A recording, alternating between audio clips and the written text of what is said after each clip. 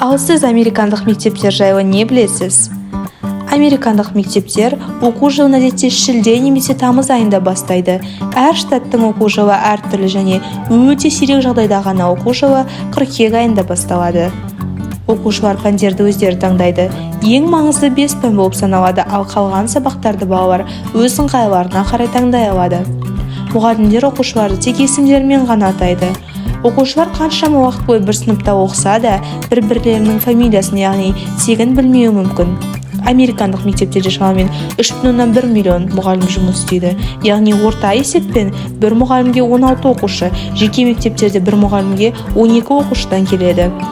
Америкада онлайн оқу форматын таңдауға болады.